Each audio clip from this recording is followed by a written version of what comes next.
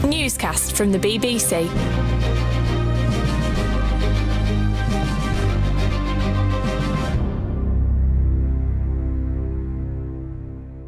Hello, it's Adam in the studio. And it's Laura in the studio. And it's Henry at home. Right, we're well and truly now in the final week of the general election campaign, except it's not a full week, is it? Because basically we can only do news Monday, Tuesday and Wednesday before, Laura, there's the big news lockdown on Thursday for polling day itself. That's right. So in this country, not in every country, but in this country, as soon as the ballot boxes are open, all political gobby types like ourselves must fall silent while the nation votes. So yes, you're right. I mean, it means there's only 2 full days now, whereas we're recording at 10 to 6 on Monday night. So there's not even 3 days of campaigning left. Henry, you've written a really good piece for the website, just sort of summing up the traditions, but also the slight weirdness of the last 3 days. How did you sum it up? Well, it's not a moment, is it, where the campaign broadens. It does the exact opposite. Every party narrows down whatever they've been talking about for the past 5 and a bit weeks to the clearest, simplest, sharpest message that they think will appeal to the particular voters that they are trying to win round before Thursday. And I think it's become pretty clear today what those messages are going to be for pretty well every party. So with the Conservatives, it's all about Labour. It's all about not what a Conservative term in office would mean, but what a Labour term in office, especially with a supermajority, that phrase that has become part of the political lexicon in the last few weeks, would mean. That's what Rishi Sunak's been talking about today. That's what Rishi Sunak is going to be talking about until midnight, Wednesday/Thursday.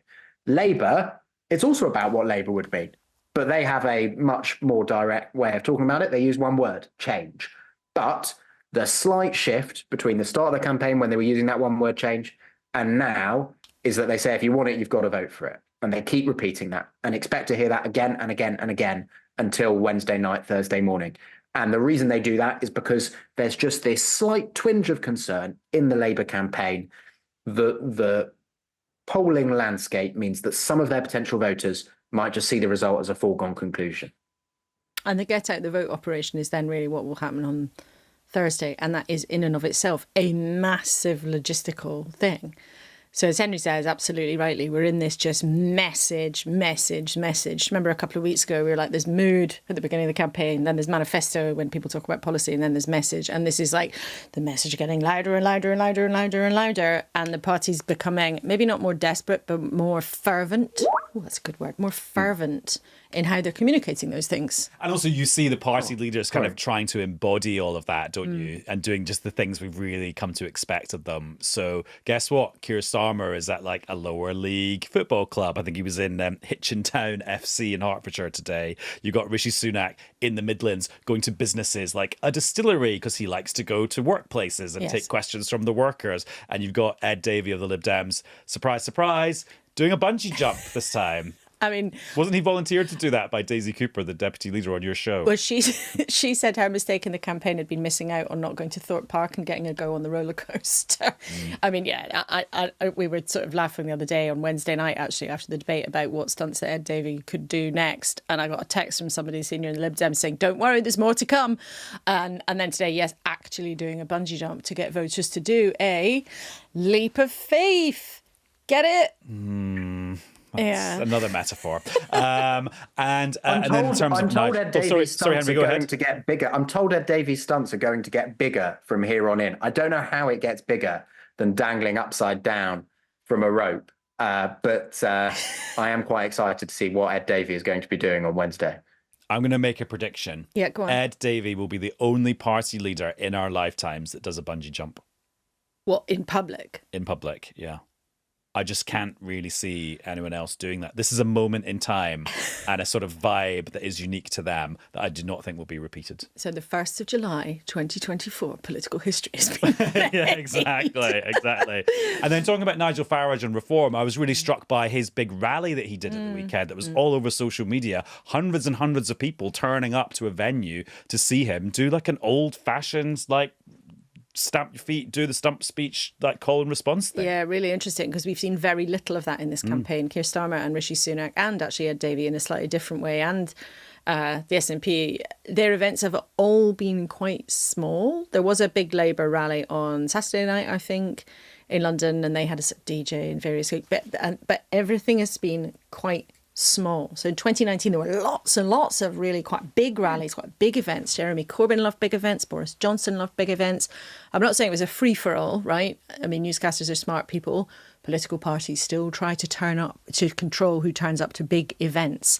But the Farage rally was really the only kind of event I can think of in this campaign that has felt like a general sort of, or a genuine kind of public meeting, if you like, in that way, where people can just turn up and go rah without there being party organisation behind it. You definitely can't deny that what Nigel Farage and Reform UK have, in a way that other parties don't have, is bags of enthusiasm from their hardest core supporters.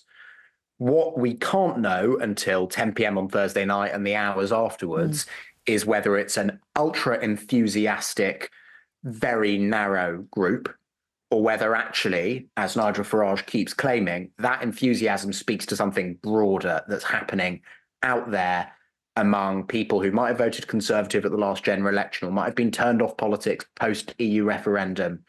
And that, for me, is one of the biggest unknowns of this general election. And it will be fascinating to see how it plays out, because unquestionably, that event that Nigel Farage hosted on Sunday was mega. I mean, it just looked, as you said, Laura, like nothing else that has happened during this general election campaign. Whether that means anything about what's happening in the country, though, I don't know. And I don't think we can know until after the votes have been counted. I think that's right. I think we've basically got no clue. So we know that Nigel Farage is very good at creating a lot of noise in the media. We know he's very good at creating real enthusiasm among a certain hardcore type of supporter, whether they were people who were involved in the Brexit Party, whether they were people who all those years ago were involved in UKIP. We've got no way of knowing until we see the numbers, whether or not that's going to translate into something that he says, using words like, oh, there's going to be an earthquake and it's a revolution and we'll be the real opposition. Let's be clear, as we said a couple of weeks ago on this podcast, Reform is not going to be the real opposition. You know, even in their wildest dreams, they might be thinking about just about scraping into double figures.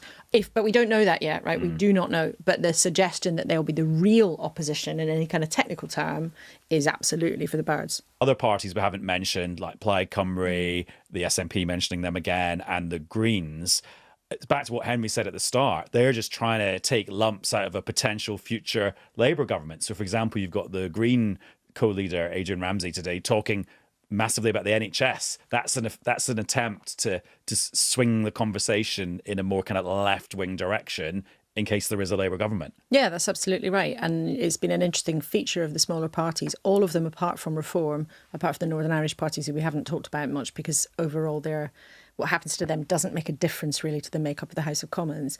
But the other smaller parties, apart from Reform, have all tried to style themselves as the people who would stand up to Labour government from the left. They all say overtly, we think Keir Starmer's going to be Prime Minister and it will be our job to try to make sure that he is true to left-wing values, which is such a fascinating phenomenon of this election, actually, in all sorts of different ways, because the history of the Lib Dems is not necessarily like that. They used to face very much both ways, to the left and the right. Same with the SNP. They are, in recent years, they've become very much styled as a sort of progressive left-wing party. But they too have two traditions inside. There's a sort of rural, farming, countryside SNP vote that absolutely didn't see itself as being left-wing.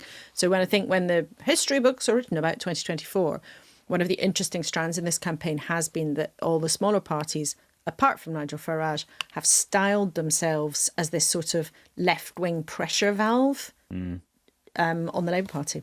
Right, here's a technical question. Sorry, go. But the thing that all of those more left-wing parties have in common with Nigel Farage is they have all in various ways used the assumption that Labour will win this election as a hook for their arguments.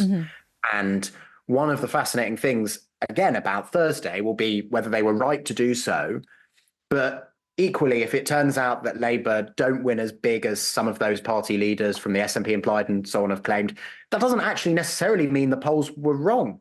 It might mean that the polls were right and that people adapted their behaviour accordingly. That's what the leaders of all of those smaller parties, and actually also Rishi Sunak they want the notion of a massive Labour victory to be the thing that prevents a massive Labour victory. It's a really intriguing dynamic. And it will definitely, I should never say definitely in politics. That's a very stupid thing to say. It will potentially, potentially, as there already has been a bit about this, increase the volume of a conversation about whether or not polling is appropriate at this level and this scale. And I think there have been 100 polls in the election.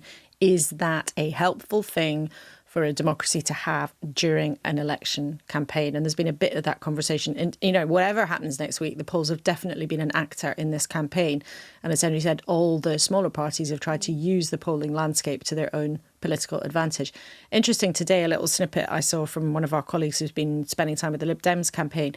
They were very positively briefing today about how ambitious they feel in their numbers and suggesting off the record that they were going to do much better than they might have anticipated at the beginning of the campaign, and much better than they did the last time round when they gained a big chunk of seats. I don't mean last time round as in the last election, but the last time they made a big significant advance. I wonder, though, is that the Lib Dems trying to do the opposite of the strategy that Henry was talking about with Labour, where they're slightly worried people might not turn up? Maybe that's the Lib Dems trying to create some enthusiasm so that people turn up, rather than worrying people that they might not get what they want if they don't turn up. Sure. Just a kind of philosophical question for you two on Thursday night when you're doing your TV shows and your radio shows. How do you balance the big picture versus the fact that it's 650 individual constituency contests? And is it that you, in your mind, you pick, like, I don't know, 35 really important constituencies? I'm just trying to get at how do you carry on seeing the wood and the trees at the same time? Well, I've never done it before, so I don't know. Well, that's But I'm going to try what's your instinct then, Henry? Well, my instinct is not to pre-select a group of constituencies that I think will be the interesting constituencies. I know some constituencies which may well be among the interesting constituencies, but if I narrow my headspace to a couple of dozen, then what I'm really doing is narrowing my mind to a narrower group of potential outcomes to the general election. Because if you agglomerate all the interesting seats, that's what gives you the national picture. So the answer basically is to be a massive nerd and be across practically everywhere, other than the very safest seats which show no sign of changing hands. And I think that's one of the things that makes an election night so amazing. And I think it's also one of the great things about our election night, rather than having some sort of wham bam instant moment where you get the results of every constituency in one go, is that you can do both. We will be discussing on telly in Laura's case and radio in mine. We will be discussing in the aftermath of the exit poll what that, if correct, means for the national picture. But then we will have individual seats, all of them with individual stories, individual careers being made or being ended.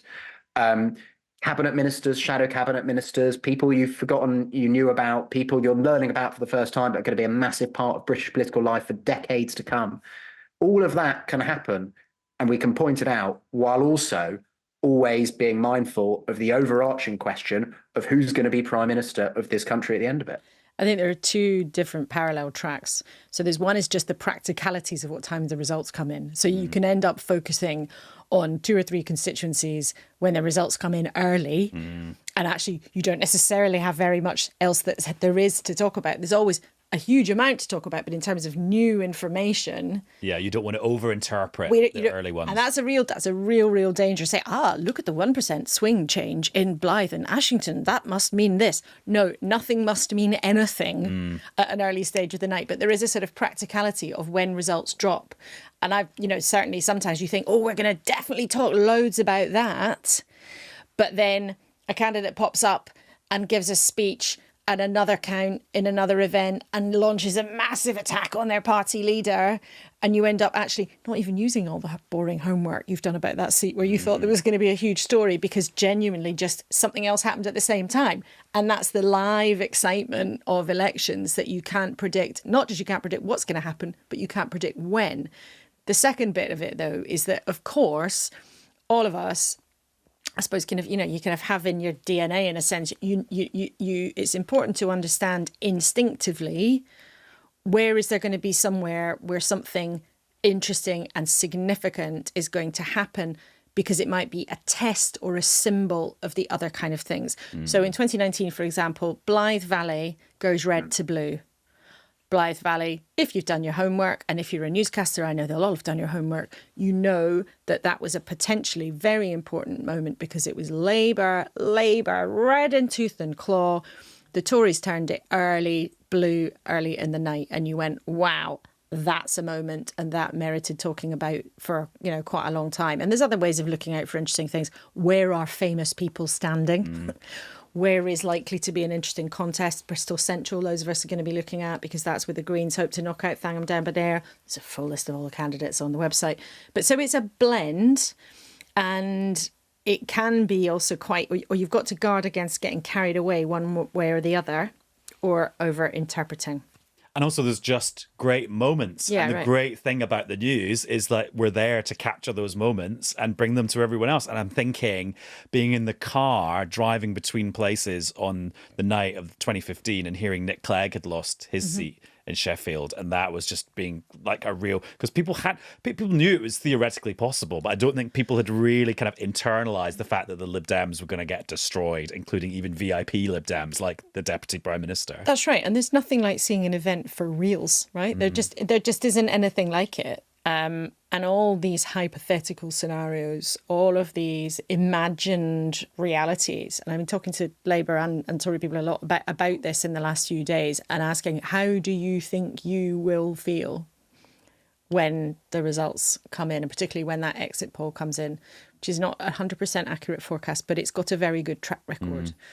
And it feels like everybody who's sort of involved in politics in any way, and probably lots of newscasters as well, anybody who's interested in politics, has this kind of sense of almost starting to hold their breath already, on Monday tea time until 10 o'clock on Thursday. That's quite a long time to hold your breath. It's metaphorically. It's metaphorically, yeah. Like a Samoan pearl diver. Well, that would be quite good. I'm sure we've got a remoter voter who's doing that. Well, that would be good. Or a pearl, the people who jump off cliffs in Acapulco in Mexico. I always thought that's very impressive as well. But that kind of, how do they think they'll feel? And the reason I was making that long and laborious point and making lots of silly metaphors is because it just made me think. Somebody in the shadow cabinet said to me, I will not believe it until I see it. And even if I see it, I don't think I'll still believe it. Just that. Well, let's hope for their point they're not the person on the set with you at 1 minute past 10 having to respond to it. I know. I'm like, what's it say? Well, I don't believe it. Yeah, or that clip will get played back until they're out of the life. Right, okay. We've got a question from a mystery newscaster who hasn't given their name, but let's hear what they're asking us. Hello, I was hoping for some newscast party planning advice, please. So obviously next Thursday's a big day for all of us, but it's particularly big for me because it's also my birthday. So I'm trying to work out how to combine celebrations with a watch party. So I was wondering, when do you think the biggest moments of the night are likely to come? When should we be really watching out for any kind of unmissable Portillo moments, for instance? Any advice very gratefully received by this very loyal newscaster. Thank you. Thank you, mystery newscaster. I think we sort of partly answered some of your question already.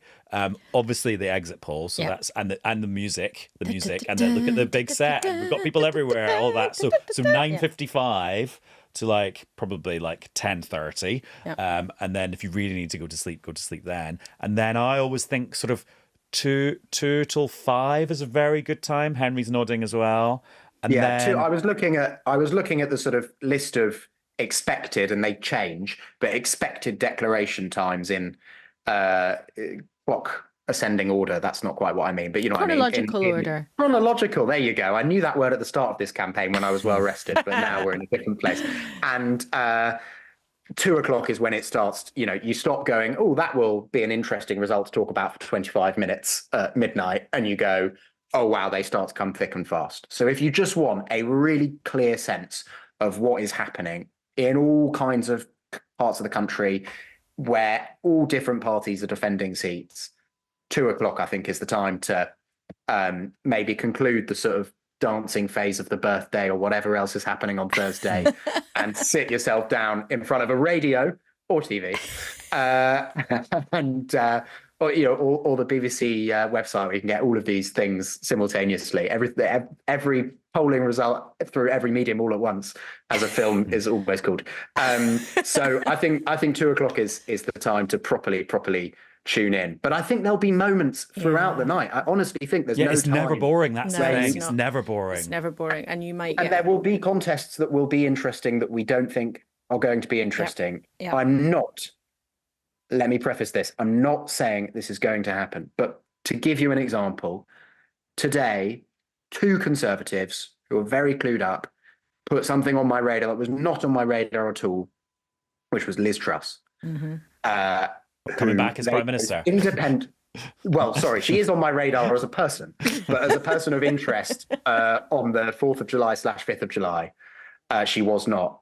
Couple of Conservatives, not over prone to excitability, saying that they heard / thought that her seat, for various reasons, might be interesting. Now, of course, full list of candidates is available for her constituency in Norfolk on the BBC website, and there's all sorts of factors that will be local, as well as the fact that she was Prime Minister for a chaotic 40-odd days not so long ago. But just that is an example of how names can suddenly be thrust to the centre of election night without you even realising it. That's absolutely right. And there are some cabinet ministers who are very strongly tipped to lose their seat, particularly Jeremy Hunt. But there are others who may be in difficulty. Somebody told me a couple of weeks ago that they'd gone to go and help Steve Barclay in North East Cambridgeshire. Massive majority. He should be totally fine. And maybe he will be. And candidates are available on the BBC website. But it's just an example of how these things ebb and flow. And as Henry says, often, it's the thing you'd never even thought of that ends up being the story. And then you think, oh no, I don't have an index card on that seat. What happened there? And do you have index cards? Oh, I've got index cards, yeah. For every single one? I've got 3. Don't give away your secrets. No, I don't. I've got 3 flippers with index cards of lots of different seats on them. Right. And then all sorts of different little bits of trivia. And then I need to I need to go soon. I need to go and test myself. Well, also this is turning into a bit of an election night preview, fest, but then yes. it is an important set of things to think about.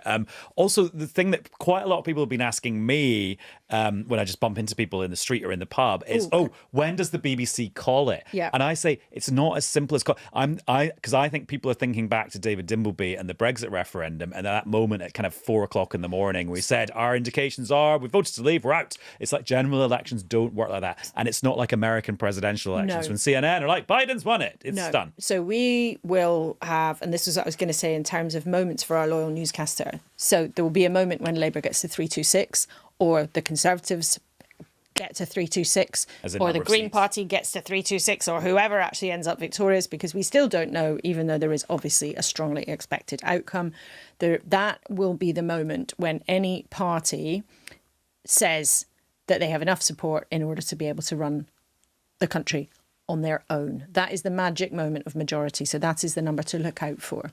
So if we get to 326, that is then the moment where we will say, now we can say with certainty there are physically enough seats in the hands of one party that they will have a majority, and they will therefore be able to run the government. And that's it. But yeah, we don't make a call in the way that, if you're a kind of West Wing addict, or you've watched lots of, episodes of Designated Survivor, that you might think, when did the American Nets call the result? And they all compete with each other to be the first one to call it. It doesn't work like that. Right, that's the end of this episode of Newscast, because Laura's got to go and memorise her flip cards. Oh, by the way, what are you doing on Wednesday between 11 and 5? Rehearsing. Oh, what about you, Henry? Oh. Because I need some friends. Oh, I'll come and see you at 4:30. Okay. What are you doing? I am also rehearsing, but I've also already undertaken to come and see you at some point. Because what we're doing is the Newscast election all-dayer. So, we're doing the all-nighter in the Radio Theatre on Thursday night, watching the election results come in on a big screen. I was very conscious that actually only a small handful of people could come to that. So we thought, what can we do that everyone can be part of? So we came up with the all-dayer. So the day before, on Wednesday, the last full day of campaigning and the last day we can talk about the campaigns, from 11 until 5, we're going to be doing a 6-hour-long live newscast, which you can listen to on BBC Sounds. We're taking over their election stream. Oh, okay.